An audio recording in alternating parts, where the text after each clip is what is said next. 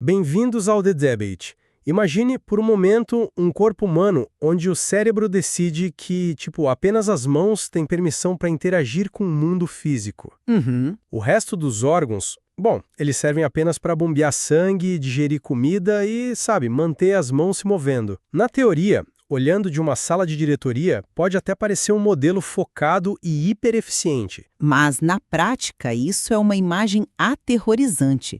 Inevitavelmente, esse corpo atrofia. As mãos ficam completamente sobrecarregadas, exaustas, enquanto o resto do organismo simplesmente esquece o seu propósito original de existir e interagir com o ambiente ao redor. Exato. É uma receita óbvia para o colapso sistêmico. E a nossa discussão de hoje parte exatamente dessa imagem, mas aplicada à estrutura da igreja cristã e às suas missões. Esse colapso sistêmico é o que o nosso material de base chama de um clericalismo doentio. Um termo bem forte. Muito forte. Nós vamos mergulhar nas profundas reflexões extraídas das aulas de missiologia que formam a nossa fundação factual hoje.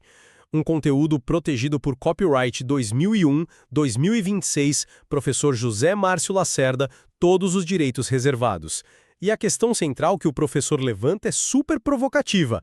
A atual estrutura de missões na igreja foi corrompida por esse clericalismo, ao ponto de gerar um modelo puramente egoísta e unilateral. E a provocação vai ainda mais fundo, não é? A questão de fundo é se a solução exige uma mudança tão radical que até mesmo os missionários de campo devam sustentar financeiramente outros missionários? Sim. Pessoas que já abriram mão de salários e carreiras para viver em zonas muitas vezes hostis. Precisamente. Olha, eu vou defender a tese do professor Lacerda de que esse paradigma de ministério isolado é, sim, fruto do egoísmo. O resgate do sacerdócio cristão universal exige que a igreja pare de terceirizar sua responsabilidade de uma vez por todas. Isso significa que absolutamente todos, inclusive os missionários do campo, têm a obrigação de ofertar, interceder e ir. Não há isenções no reino. E a minha posição é que, embora o clericalismo seja um problema real e histórico, classificar a especialização ministerial como egolatria é um exagero conceitual tremendo. Eu vou argumentar que focar em apenas uma área, seja ir orar ou contribuir, muitas vezes não é egoísmo, mas uma limitação humana prática.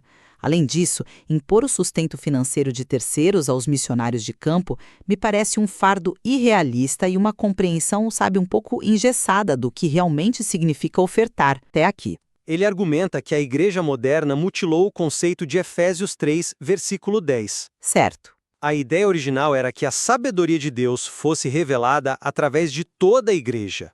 Toda ela, mas o que fizemos na prática? Criamos o que o texto chama de supercristãos. Essa expressão supercristãos é muito fascinante. Na prática, como o texto descreve a mecânica disso no dia a dia? Funciona puramente através da terceirização. Nós criamos uma elite clerical, os pastores ungidos, os missionários intrépidos, a galera que faz a obra.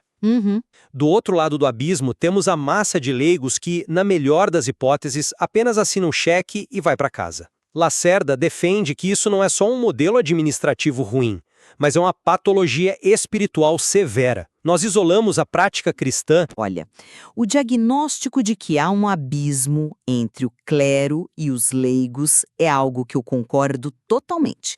A beleza teológica de que todo crente é um sacerdote é inquestionável. Meu problema começa com a intenção que Lacerda atribui a isso. Como assim? Ele diz que essa divisão é mantida por egoísmo. E eu me pergunto, será que toda a centralização da obra missional em especialistas se deve realmente a uma busca por status? Mas o que mais seria se a base do cristianismo é a igualdade no serviço? Por que criaríamos essa elite? Eu vejo isso por um ângulo um pouco diferente. Pense na realidade nua e crua de avançar o evangelho em fronteiras transculturais. Estamos falando de traduzir escrituras para dialetos complexos na Ásia.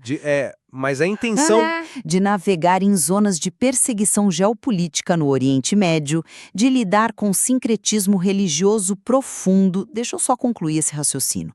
Isso exige uma especialização técnica formidável. Entendo. Um cirurgião não é um supermédico egocêntrico só porque ele é o único na sala de cirurgia autorizado a cortar o paciente, concorda?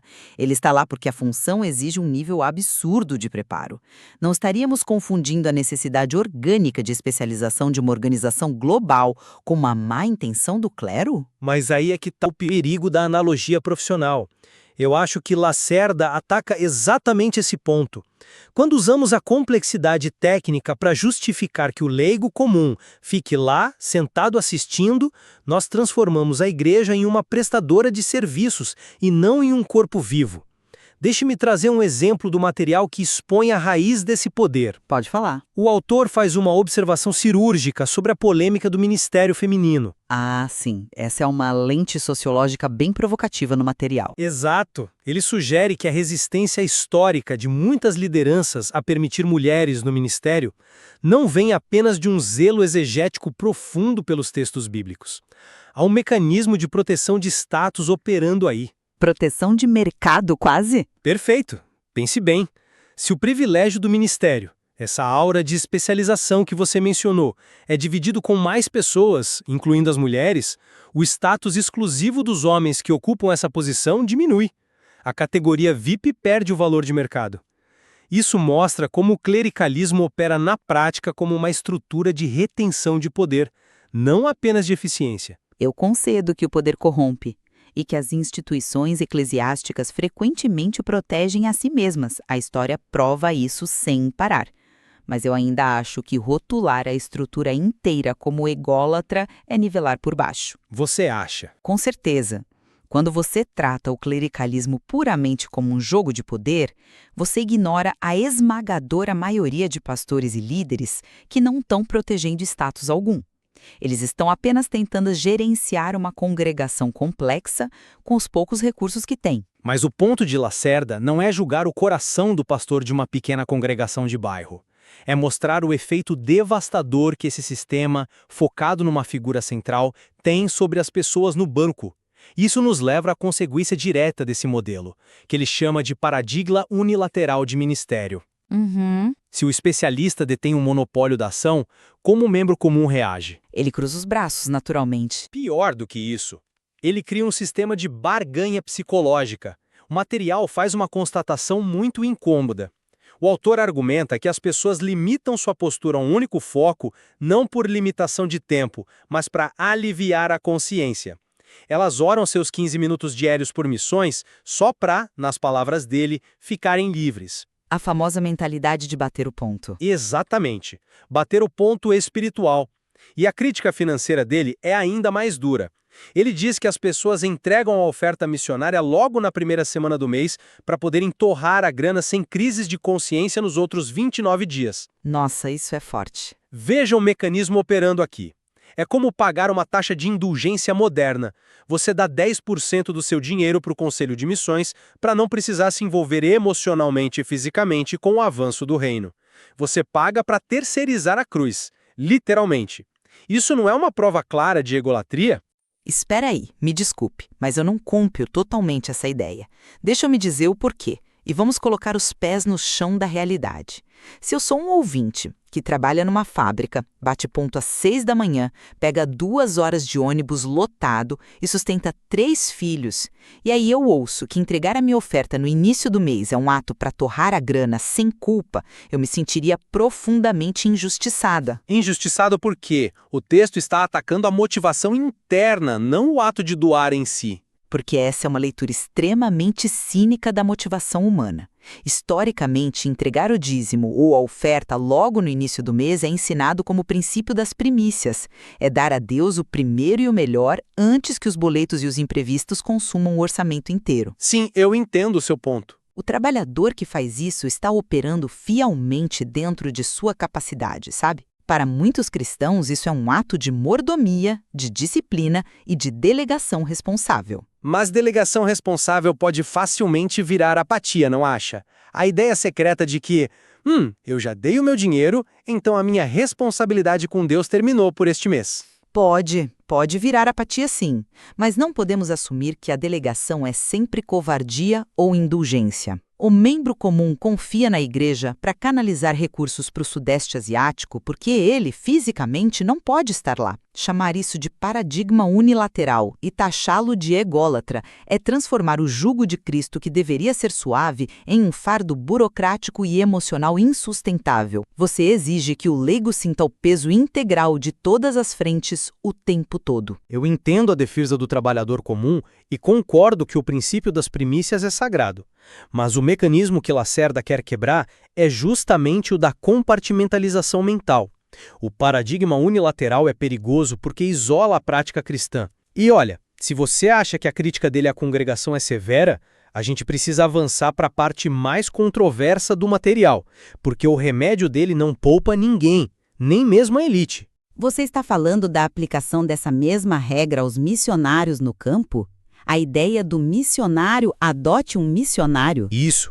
O professor exige que o próprio missionário de campo, que já está lá na linha de frente, atue também como intercessor e mantenedor financeiro de outros ministérios. Sabe, se você é um missionário ouvindo isso agora, deve estar arrancando os cabelos.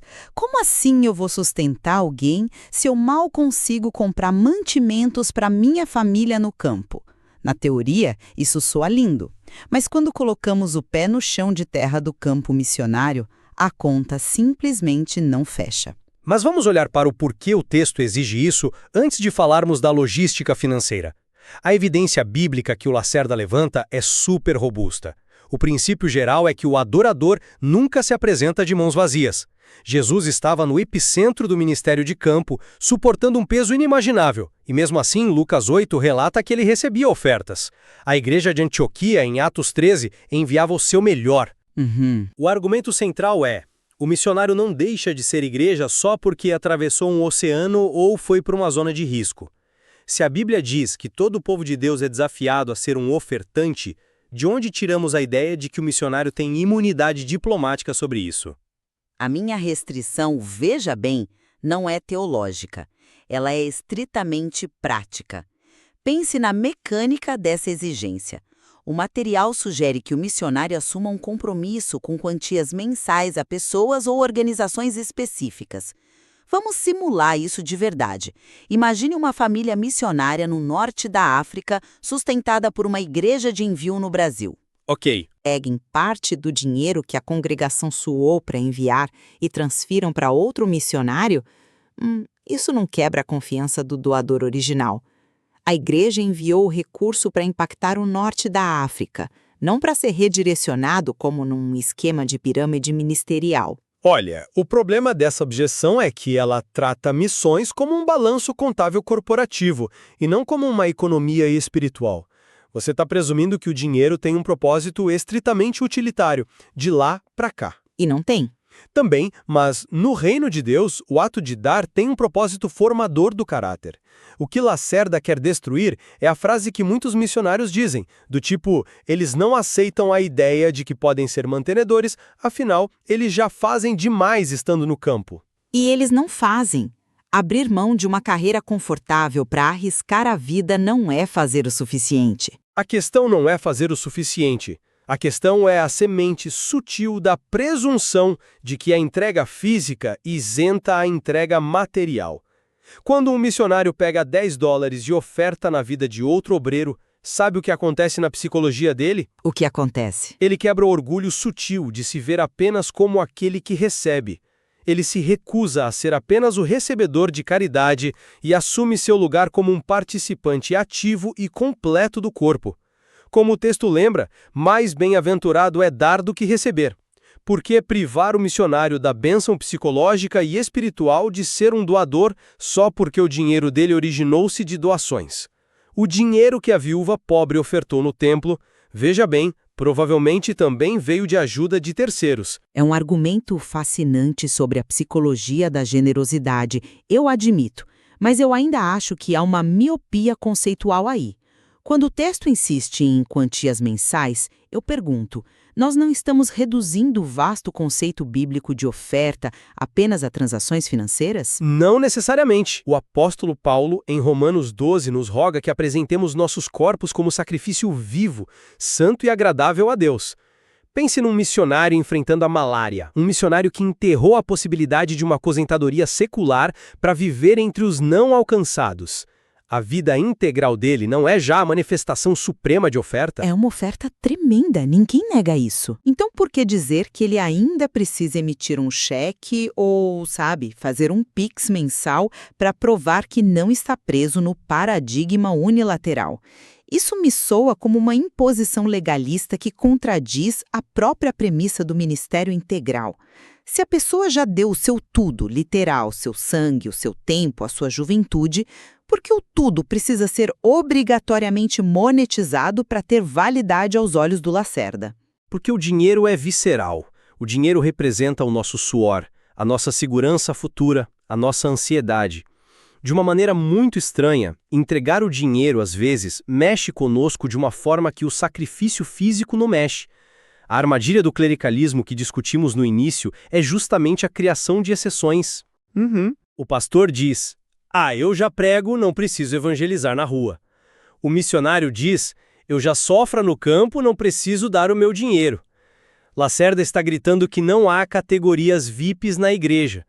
O privilégio de estar na liderança exige que o obreiro seja o exemplo prático em todas as esferas. A lei da semeadura não tem asteriscos e letras miúdas, excluindo os líderes. Isso nos leva a um ponto de cautela crítica. Como um líder pode ser um exemplo dos fiéis se a exigência teológica de repassar fundos o coloca no risco real de não ter o suficiente para alimentar os próprios filhos?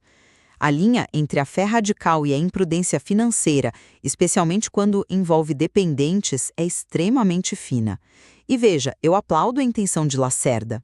A mentalidade de castas, os intocáveis de um lado e a massa do outro, sugou muita vitalidade da igreja ao longo dos séculos. Mas o antídoto não pode ser ignorar as funções corporais da nossa analogia inicial. Como assim? Onde você quer chegar? Se voltarmos ao exemplo do corpo humano, nós concordamos que é terrível quando apenas as mãos trabalham. Mas a solução para isso não é exigir que o fígado também tente segurar objetos para provar que está tendo uma participação integral, entende? A intercessão e a doação da própria vida já são funções orgânicas plenas e vitais. A transferência financeira até pode ser uma realidade possível para missionários biocupacionais, os chamados fazedores de tendas que geram sua própria renda no mercado de trabalho. Certo. Mas torná-lo uma regra moral sob a pena de ser chamado de egoísta é onde a tese esbarra na dura realidade missional. Eu diria que o material nos desafia exatamente a parar de usar a dura realidade como desculpa para o nosso pragmatismo. No reino, frequentemente, o impossível logístico é o palco para o milagre da provisão. Mas, sintetizando nossas posições sobre este material denso do professor José Márcio Lacerda, eu continuo acreditando que essa tese é um golpe necessário e profundamente desconfortável contra a complacência. A ideia de missionários adotarem missionários serve como uma marreta contra a barreira entre os supercristãos e os leigos. A lição central aqui é bem clara. O privilégio de ser um agente de Deus não dá a ninguém uma carta de alforria para deixar de participar de todas as frentes da obra. Orar, ir e contribuir não é um buffet onde você escolhe um prato e deixa o resto. É a dieta básica da maturidade cristã. E a minha síntese, depois de processar a profundidade dessas ideias e confrontá-las com a prática, é um apelo ao discernimento. O diagnóstico de que terceirizamos a fé e adoecemos com o clericalismo é irretocável, sem dúvida. O resgate da responsabilidade de cada membro da igreja é vital. Porém, precisamos ter um cuidado absoluto para não transformar um princípio libertador em um novo fardo legalista sobre aqueles que já carregam o peso gigantesco do fronte. Podemos desejar um corpo saudável onde todos os órgãos trabalhem ativamente, sem exigir que cada um deles exerça a exata mesma mecânica simultaneamente. Confrontar nossas zonas de conforto e os modelos que herdamos não é um exercício nada fácil. As complexidades sobre como equilibrar o ir, o orar e o ofertar no mundo real mostram que essas reflexões missiológicas não têm respostas prontas, mas exigem que olhemos profundamente para as nossas motivações. Com certeza, o texto não nos deixa sair ilesos de jeito nenhum. Ele força todo mundo, do membro lá no banco, ao líder no campo, a olhar no espelho e se perguntar: será que essa minha limitação é real? Ou eu só construí uma desculpa muito bem elaborada para não sair do lugar? E com esse questionamento no ar, deixamos para você, nosso ouvinte, a tarefa de examinar o próprio coração. Pense novamente naquele corpo humano que descrevemos. Você tem sido apenas um espectador passivo enquanto as mãos dos outros trabalham até a fadiga? Ou pior, você tem usado o que faz de bom como justificativa para ignorar todo o resto? Fica a provocação. Continuem questionando o que lhes é entregue e continuem buscando clareza na fonte original. Até a próxima!